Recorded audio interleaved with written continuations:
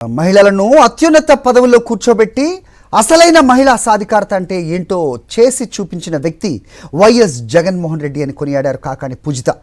మహిళా బిల్లుకి ఈరోజు అందరూ మద్దతు తెలుపుతున్నారు. కానీ 5 ఏళ్ల క్రితమే స్థానిక సంస్థల ఎన్నికల్లో మహిళలకు 50% రిజర్వేషన్లు అమలు చేసి చూపించిన దమ్మున్న నాయకుడు వైఎస్ జగన్ అని గుర్తు చేశారు.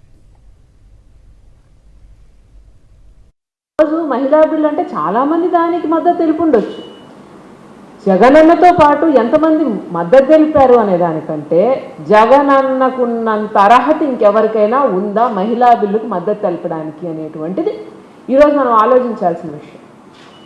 జగనన్న మహిళల కోసం, అన్ని రంగాల్లో మహిళల కోసము, అన్ని రంగాల వాళ్ళ కోసం కష్టపడినటువంటి ఏకైక ముఖ్యమంత్రి జగనన్న. అందులో రాజకీయంగా మహిళా సాధికారత కోసం కృషి చేసినటువంటి ముఖ్యమంత్రి జగన్మోహన్ రెడ్డి గారు. ఇవి మేము చెప్పట్లేదు, ఇది మహిళా లోకం అంతా చెప్తుంది. మేము ఎవరి దగ్గరికి వెళ్ళినా, మహిళల దగ్గరికి వెళ్ళినా వాళ్ళు చెప్తారు, మాకు జగనన్న ఉన్నప్పుడు జరిగినట్టు ఈరోజు పనులు జరగట్లేదు అని. అంటే కేవలం వాళ్ళకి అండగా నిలబడమే కాదు, వాళ్ళని సాధికారత వైపుకు కూడా అడుగులు వేసినటువంటి వ్యక్తి జగనన్న.